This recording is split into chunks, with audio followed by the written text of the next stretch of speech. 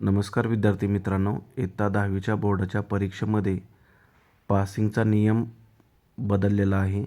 तो नेमका कोणता आहे ते पाहू आपण. महाराष्ट्र राज्य माध्यमिक आणि उच्च माध्यमिक मंडळाकडून घेण्यात येणारी 10वीची बोर्डाची परीक्षा यावर्षी 20 फेब्रुवारीपासून सुरू होत आहे.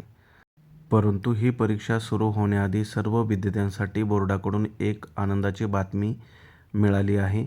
म्हणजेच एखाद्या विषयात 15 ते 20 गुण मिळाले तरी आता विद्यार्थी पास होऊ शकतात.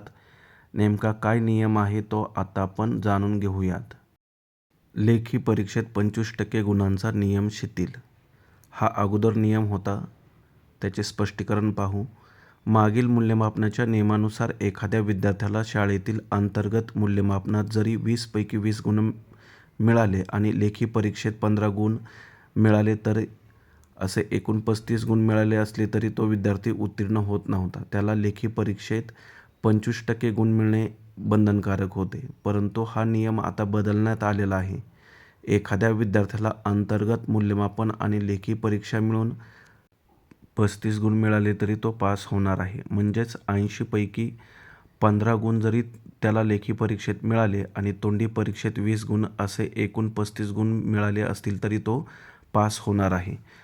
याचाच अर्थ असा, 80 पैकी फक्त आता तुम्ही 15 गुण मिळवले तरी पास होणार आहे. पूर्वीच्या काळी 80 पैकी 25 गुणांची आवश्यकता होती. भले तोंडीला 20 पैकी 20 गुण असतील तरी 25 गुण आवश्यक होते, परंतु तो आता नियम बंद केलेला आहे.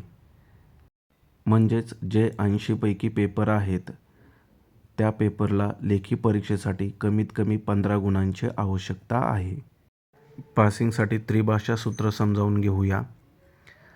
मराठी, हिंदी आणि इंग्रजी असे 3 विषय मिळून जर एखाद्या विद्यार्थ्याला 105 गुण मिळाले तरी तो आता पास होणार आहे. परंतु किमान एका विषयात त्याला 25 पैकी जास्त गुण मिळायला हवे.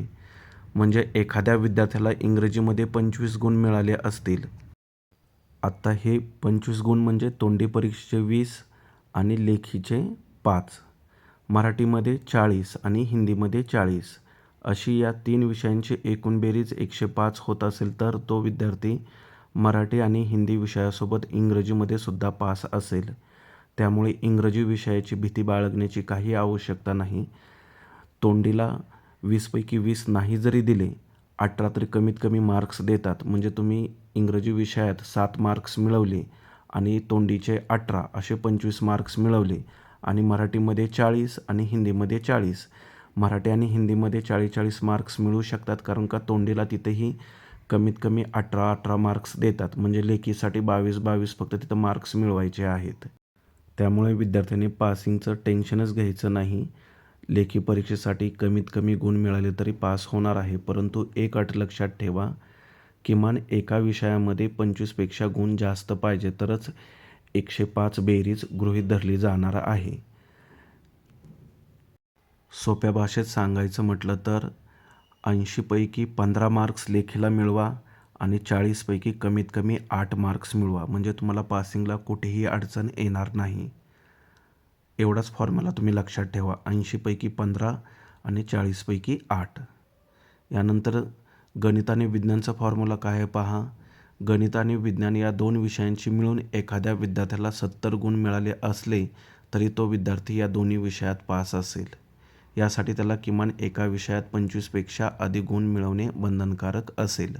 आता इथं गणित आणि विज्ञान 100-100 मार्कांचा घ्यायचा आहे.